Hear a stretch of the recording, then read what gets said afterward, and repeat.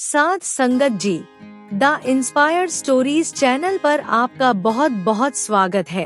Video शुरू करने से पहले कृपया आप मेरे चैनल को सब्सक्राइब जरूर करें और साथ में बेल आइकन को भी दबा दें ताकि मेरे नए वीडियो का नोटिफिकेशन आपको मिल जाए। और अगर वीडियो अच्छा लगे तो कृपया लाइक, कमेंट और ज्यादा से ज्यादा शेयर करें। अब देर न करते हुए आज की कहानी शुरू करते हैं। साध संगत जी, मनुष्य की बर्बादी का एक ही कारण है और वो है उसका लालच। लालच इंसान को कहीं का नहीं छोड़ता। लालची इंसान जीवन में कभी भी सुखी नहीं रह सकता और कई बार तो इंसान का लालच इतना ज्यादा बढ़ जाता है कि वो अच्छे बुरे के बारे में भी नहीं सोचता और इसी लालच के कारण वो अपना सब कुछ तबाह कर लेता है। आज की सुंदर कहानी में हम बात करेंगे कि लालच का परिणाम कितना भयंकर हो सकता है।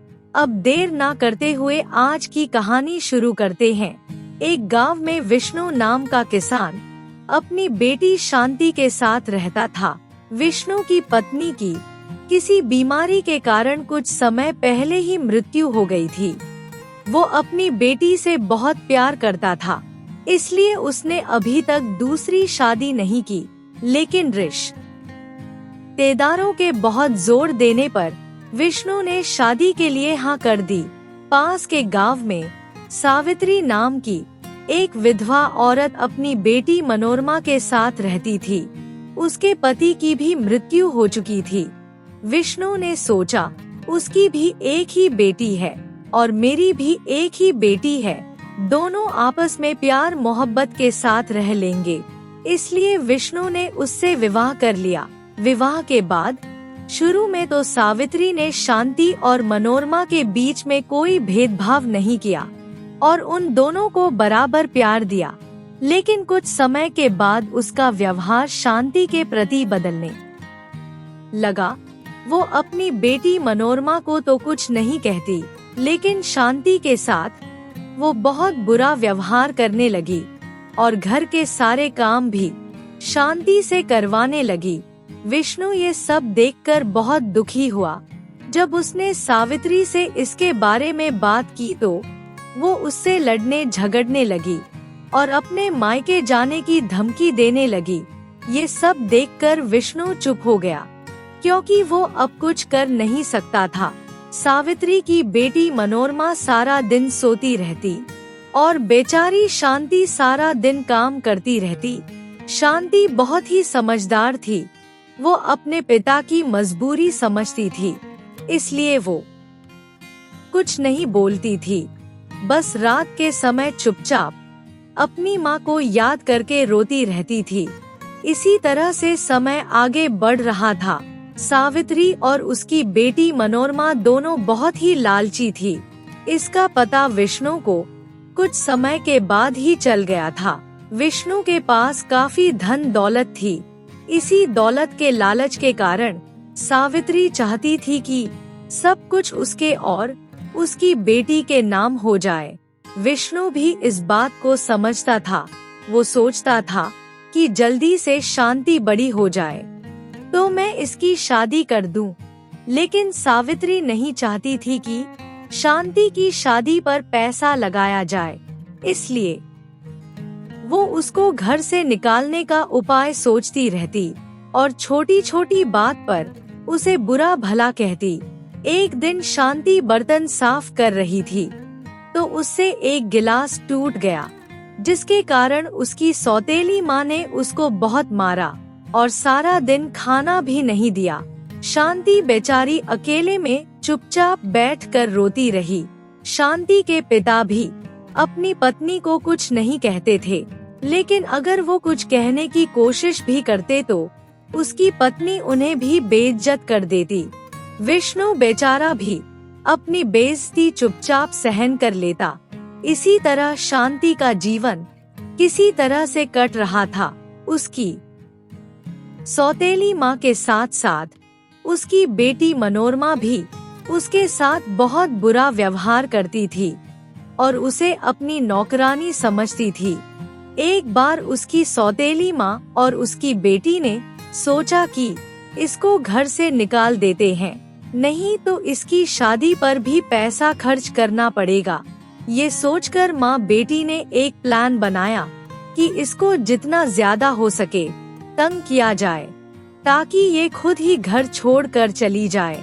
एक बार जब शांति मनोरमा के लिए खाना लेकर आई तो उसकी सौतेली माँ ने जानबूझकर उसमें नमक ज्यादा डाल दिया और उसके बाद दोनों माँ बेटी जोर जोर से लाने लगी। शांति ने उनको बहुत समझाया कि मैंने तो खाना बहुत अच्छे से बनाया है, लेकिन माँ बेटी ने उसकी एक ना सुनी और उसको बहुत मारा, जिससे शांति को बहुत चोट लगी। उसके पिता ने उसको बचाने की बहुत कोशिश की, लेकिन वो भी कुछ नहीं कर सका। सावित्री ने विष्णु को साफ साफ बोल दिया कि अपने बेटी को यहाँ से कहीं भी छोड़ कर आओ, ये अब यहाँ नहीं रह सकती। इस लड़की को मैं किसी भी कीमत पर घर में नहीं रखूंगी। विष्णु ने कहा, उसे तो पहले से ही बहुत चोट लगी है, वो तो बेचारी ठीक से खड़ी भी नहीं हो पा रही। लेकिन उसकी पत्नी बोली, अगर तुम उसे कहीं और नहीं ले जा सकते तो मुझे और मेरी बेटी को मेरे मायके छोड़ कर आओ। शांति के पिता ने बहुत कहा कि मैं उसको कहाँ छोड़ कर आऊं, लेकिन उसकी पत्नी ने कहा, उसको जहाँ मर्जी छोड़ कर आओ, चाहे जंगल में छोड़ो, लेकिन इस घर में अब या तो मैं और मेरी बेटी रहेगी या तुम्हारी बेटी। शांति बेचारी रात को बाहर बैठी सोच रही थी कि मेरे कारण माँ पिताजी का बहुत अपमान कर रही है और उनको बहुत कुछ सुना रही है। इससे अच्छा मैं खुद ही यहाँ से चली जाती हूँ, तब ये सब लोग खुश हो जाएंगे। ये सोचकर शांति ने उसी रात रोते हुए घर को छोड़ दिया। घर छोड़ने से पहले शांति ने अपने साथ थोड़ा सा पानी ले लिया ताकि प्यास लगने पर उसे पी सके। शांति चलते चलते जंगल में पहुंच गई। जब शांति जंगल से जा रही थी तो पीछे से उसे किसी ने आवाज लगाई, बेटी मुझे बहुत प्यास लगी है, क्या तुम मुझे थोड़ा सा पानी पिला सकती हो? शांति ने पीछे मुड़ के देखा तो एक बूढ़ा आदमी बहुत थका हुआ लग रहा था। शांति ने उससे कहा, हाँ बाबा क्यों नहीं, आप जरूर पानी पियो। ये कहकर शांति जो पानी अपने लिए लाई थी वो उसने बाबा को दे दिया। पानी पीकर बाबा ने कहा, बेटी तुमने अपना पीने का पानी बिना जान पहचान के मुझे पीने को दे दिया और कुछ पूछा भी नहीं, तुम कितनी मासूम और दयालु हो। तभी शांति को एक रोशनी सी नजर आई। वो बूढ़े बाबा एक महात्मा के रूप में बदल गए। शांति ने देखा महात्मा के चेहरे पर अलौकिक तेज था और उनका चेहरा चमक रहा था। उसने पूछा, बाबा आप कौन हो? महात्मा ने कहा, बेटा मैं इसी जंगल में रहता हूँ और मैं तुम्हारी परीक्षा ले रहा था। मैं तुम्हारे व्यवहार से बहुत प्रसन्न हूँ, इसलिए मैं तुम्हें कुछ उपहार देना चाहता हूँ ताकि तुम्हारा आने वाला जीवन सुखमय हो सके। ये कहकर बाबा ने सामने की तरफ हाथ उठाया तो सामने एक रथ प्रकट हो गया जिस पर सोना चांदी और हीरे रखे हुए थे। महात्मा ने उससे कहा, बेटी ये रथ तुम्हें घर तक पहुंचा देगा और जो इसके अंदर दौलत है उसे तुम्हारे अलावा कोई भी नहीं छू सकता, और अगर छुएगा तो उसे बहुत कष्ट होगा और वो बड़ी मुसीबत में पड़ जाएगा। ये बोलकर महात्मा अंतर्ध्यान हो गए। उसके बाद शांति रथ में बैठ गई। वो रथ शांति को उसके घर ले आया। घर के बाहर पहुंचकर शांति ने अपने पिता और माँ को आवाज लगाई और बोली, देखो पिताजी मैं क्या लेकर आई हूँ। जब उसके पिताजी ने शांति की आवाज सुनी तो वो दौड़कर बाहर आए और अपनी बेटी को गले से लगा लिया। पीछे पीछे शांति की सौतेली माँ भी बाहर आ गई। शांति का पिता अपनी बेटी को देखकर बहुत खुश हुआ और उसने पूछा, बेटी तुम कहाँ चली गई थी? मैं तुम्हारे लिए रात से बहुत परेशान था। उसकी सौतेली माँ ने जब रथ में पड़े हुए धन को देखा तो वो हैरान रह गई और बोली, इतनी सारी धन दौलत, इतने हीरे और सोने के सिक्के कहाँ से लाई हो? क्या तुमने कहीं चोरी डकैती की है? शांति ने कहा, नहीं माँ, जंगल में मुझे एक महात्मा मिले थे, ये सब कुछ उन्होंने ही मुझे दिया है। ये सुनकर उसकी सौतेली माँ दौड़कर रथ के पास गई, लेकिन शांति ने उसको आगे बढ़ने से रोक दिया और कहा, माँ, इन सब चीजों को मेरे अलावा कोई भी हाथ नहीं लगा सकता। ये सुनकर उसकी सौतेली माँ ने अपने पति से कहा, सुन रहे हो शांति क्या बोल रही है? वो मुझे धन को हाथ नहीं लगाने दे रही। उसके बाद वो शांति को बुरा भला बोलकर अंदर चली गई। अंदर जाकर उसके मन में लालच जाग गया। उसने सोचा, मैं भी कल अपनी बेटी को जंगल में छोड़ आऊंगी। उसके बाद वो भी महात्मा से इतनी ही धन दौलत लेकर आएगी। अगले दिन उसने मनोरमा को जंगल में छोड़ दिया। जब मनोरमा जा रही थी तो उसे भी एक आवाज सुनाई दी। उसने पीछे मुड़कर देखा तो उसे बूढ़े बाबा नजर आए। बूढ़े बाबा बोले, बेटी क्या तुम मुझे पानी पिलाओगी? मनोरमा ने उसकी बात सुनकर गुस्से से कहा, मैं क्या तुम्हारी नौकर हूँ जो तुम्हें पानी पिलाऊं? मैं तो यहाँ महात्मा की तलाश में आई हूँ। वो मुझे बहुत सारी धन दौलत देंगे, इसलिए ये पानी में उनके लिए लाई हूँ।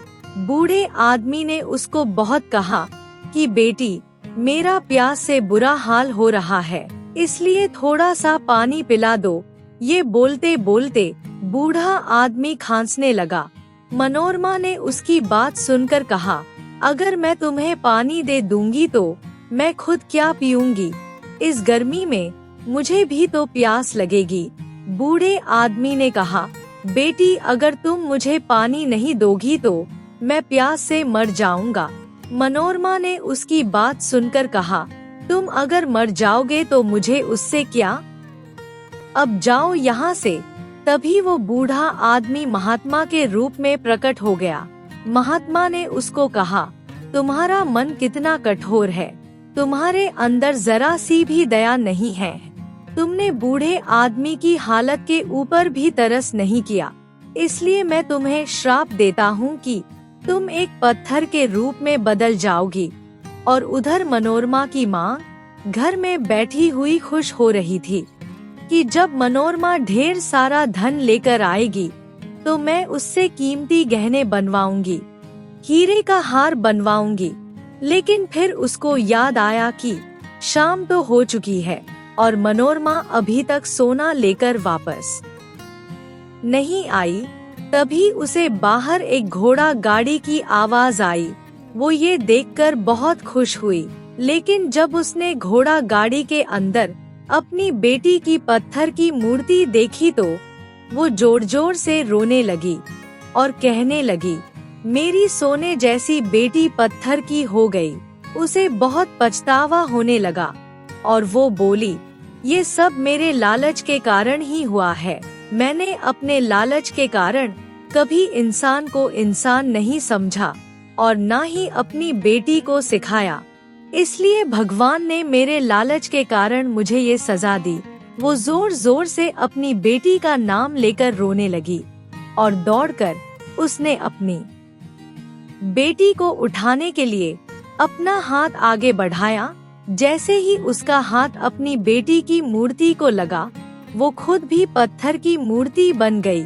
साथ संगत जी, इस छोटी सी कहानी से हमें यही शिक्षा मिलती है कि हमें जीवन में कभी भी बुरे कर्म नहीं करने चाहिए और ना ही किसी चीज का लालच करना चाहिए, क्योंकि लालच का नतीजा हमेशा बुरा ही होता है। परमात्मा ने हमें जो कुछ भी देना था वो हमारे पैदा होने से पहले ही हमारी किस्मत में लिख दिया है। अब अगर हम उसके बाद ज्यादा पाने की इच्छा या लालच करेंगे तो उसका नतीजा हमें ही भोगना पड़ेगा। इसलिए हमें हमेशा परमात्मा के भाने में रहना चाहिए और जो कुछ भी उसने हमें दिया है उसी में हमें खुश रहना चाहिए। साथ संगत जी, आज की ये कहानी अच्छी लगी हो तो कृपया लाइक, कमेंट और शेयर जरूर करें। आपके प्यार और स्नेह के लिए बहुत बहुत धन्यवाद।